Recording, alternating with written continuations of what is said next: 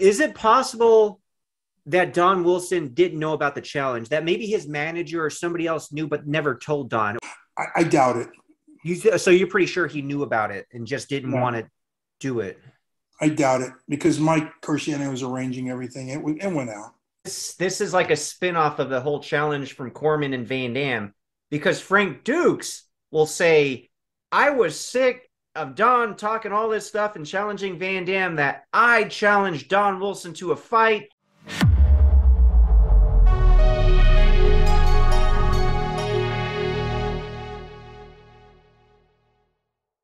Hey guys, if you thought the whole Roger Corman challenge towards Van Dam involving Don the Dragon Wilson was interesting, well, you're really going to get a kick out of this one. Frank Dux' challenge, Blindfolded, to Don the Dragon Wilson. Before we get into that amazing story, though, I want to point out a great supplement company that helped me recently get in the best shape of my life. Check out my Instagram, Viking Samurai. You can see some cool pictures and videos of my recent beach vacation.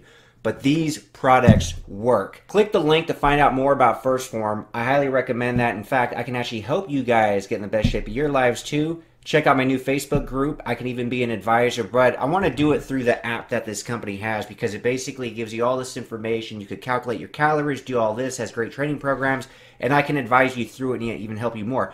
Anyway, click the link, find out more about that, join the Facebook group, and I'm actually going to help Tong Po, Muhammad Kisi, get back into fighting shape and have a potential match against none other than Don the Dragon Wilson. Regardless, it's great for anybody to get in the shape, whether it's me for a vacation, whether it's Muhammad for a potential match against Don Wilson, whether it's you because you want to look amazing on the beach, or just in your regular life when you get out of the shower. So anyway, click the link, check out the supplements, and if you want me to be your advisor, download the app and choose Viking Samurai as your advisor. Frank Dux will say, I was sick of Don talking all this stuff and challenging Van Dam that I challenged Don Wilson to a fight, and we were going to do it blindfolded.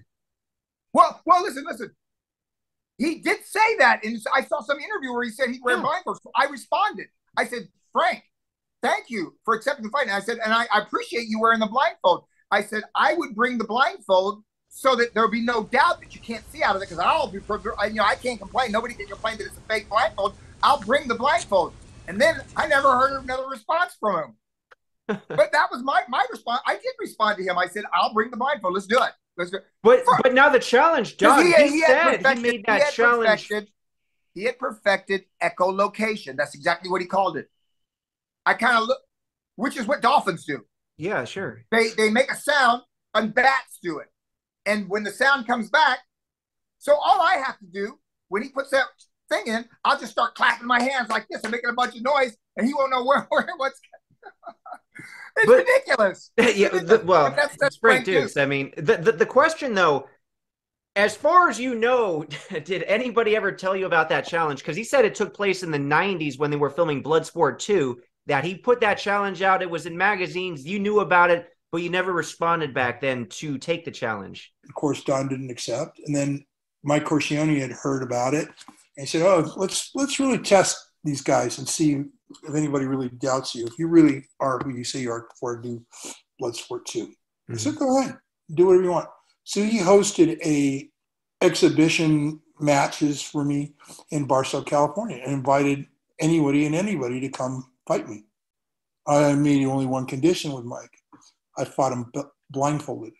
You know what? I just knowing me, not remembering, it has nothing to do with memory. If any part of my life, including today, somebody offers me money to fight a blindfolded guy, I'm not going to say no. Why, though? Why blindfolded? Because in the movie, it shows that I fought with my sight impaired and won. And I wanted to prove to him that you can do that. You'd have to be blindfolded too, though. No, he didn't say that. Would they have to be blindfolded or only you? Me. So basically, they could have fought you. You're blindfolded and they're not? Yep. And it went down that way. Ask Mike. And the press. They were there. He said, I will wear a blindfold. Because I'm not fighting with a blindfold, because I don't know how to fight that way. I don't have echolocation. I'm not a bat. I can't. I'm not hypothetically, though, Don, knowing what you know about... No, he never said we both have to wear. Don, here's a hypothetical, a fun hypothetical. knowing what we know about Dukes' record, 300 and something and 0, 56, 7 knockouts in a row, would you fight him blindfolded if you were blindfolded?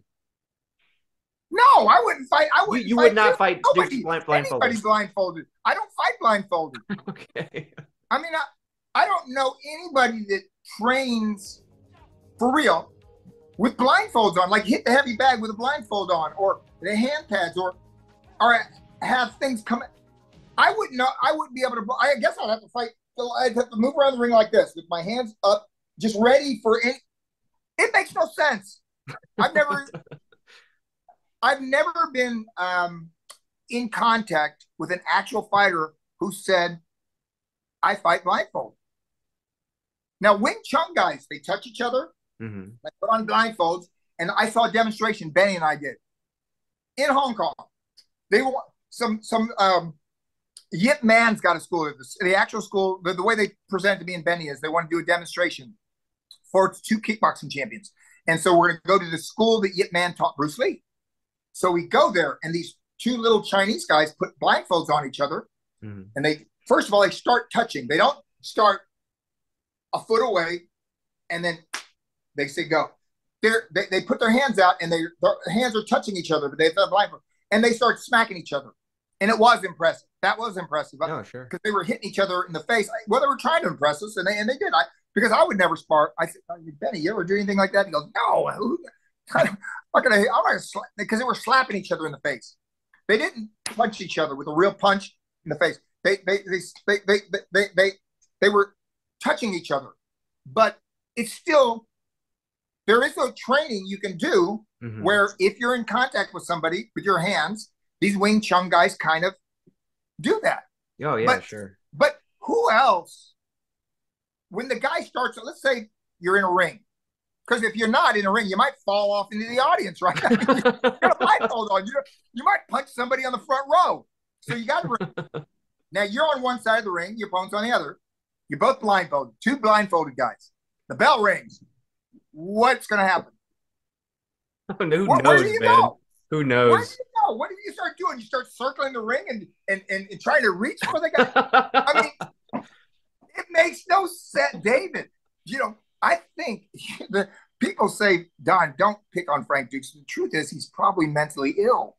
He's got an illness. He's got some kind of a condition where he dreams. Yeah, that's interesting. You know, he didn't show up. And a lot of guys who were my so-called detractors, who were great fighters, they didn't show up. And you can't blame them. Look, let's be realistic, okay? It's a no-win for them. If they show up and I beat them, what does that do to them? If I don't win, what do? Beat a guy who's blindfolded? And most people would say maybe that is why you issued the challenge to be blindfolded, to have that out. I was willing to take it off too. I gave him the option. There isn't called the Walter Mitty condition? I think so. Sean Lettish brought that up. Yeah. You think you are the greatest at any, like if I asked you, I said, hey, do you know how to play chess? And you go, yes, I'm a chess master. And then I go, well, have you ever done any tennis? He said, yes, I won Wimbledon and the U.S. Open tennis tournament. And then I said, well, you ever played basketball? He said, yes, I was voted MVP of the year in 1986 in the NBA.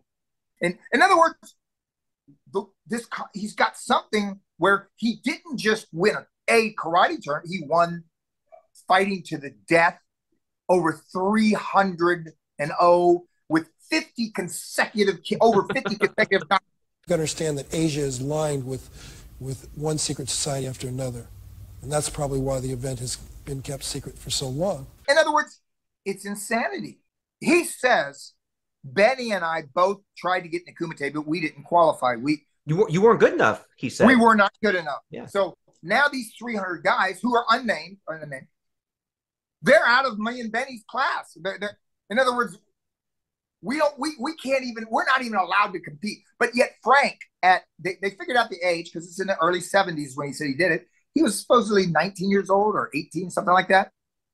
And then I said one time, I said, well, what fighters did he beat to become this great fighter? And they go, well, he was trained by Tanaka.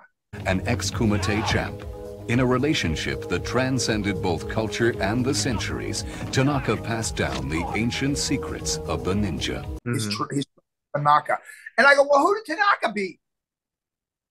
How does Tanaka know how to fight? How do we know Tanaka knows how to do a push-up? I mean, it's one lie on top of another, all unprovable.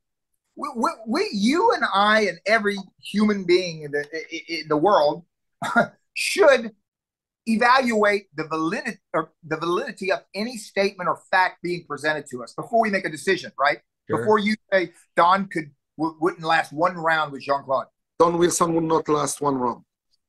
You got to go and say, okay, what is it that Jean-Claude has done in kickboxing? How many guys did he fight? What styles were the fights? Because there's different rules, right? I told you there's like probably 3 main sets of rules. And some are mixed up. It's, they used to allow throws, believe it or not. They're PKA. You grab a guy and just throw him. Wow. Yeah, that was good for Bill Wallace because Bill Wallace was a former judo guy. He swept guys. Oh, okay. Guys. Sure. Bill threw a few people back in the early days of the PKA. But the rules are different. So you pick the rules. Well, we can't do that with Van Damme because he's got no record. Just what? How many?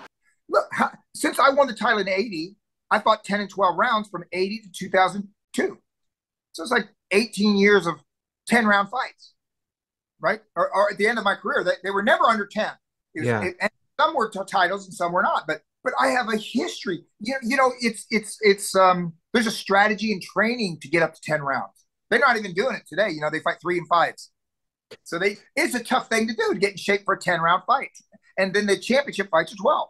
The question, Don, Kesey versus you, 10-round fight, or would you? Should be 10 rounds. Should be. You want to do a 10-round fight? Yeah, it should be. Well, even when Tyson did it with Roy Jones. Jones, yeah. It was 8. It was 8. They did 8, yeah, sure. 8. Logan Paul's not a fighter. He was a YouTuber. He did 10 rounds with Mayweather. 10 rounds is just the competent pro fights 10 rounds. Don Wilson would not last one round. Here's a question. So, unrelated to this, you and Michael Jai White are friends, right? Yeah. Okay, and he trains with like a lot of UFC guys. He was talking about back in the day he trained with Bill Wallace because he always wants to train with the best. Luckily I've trained with some of the best people for years. I mean, from Maurice Smith, sparring with him when he was UFC heavyweight champion. Have you guys ever trained together? No, I never sparred with him.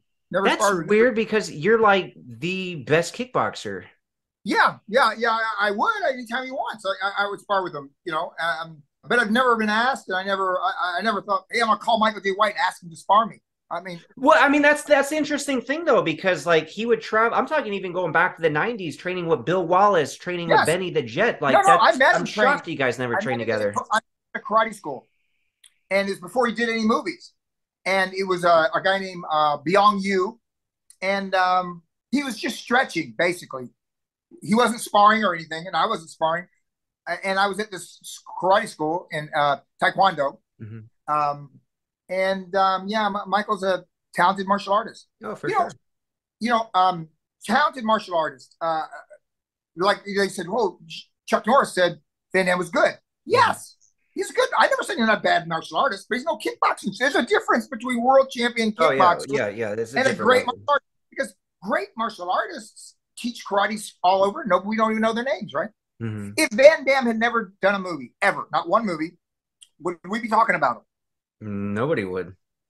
No, nobody would even know him. If Michelle Kesey had never appeared in a movie, would we be talking about him? No.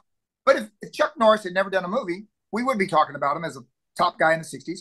And if I had never done a movie, you would be talking about Don Wilson fought the first fight on ESPN, the first fight kickboxing match at Caesar's Palace, the first kickboxing match at the MGM Casino. Don did a lot of firsts and established kickboxing. I did something as a competitor before I ever did a single line of dialogue in a movie.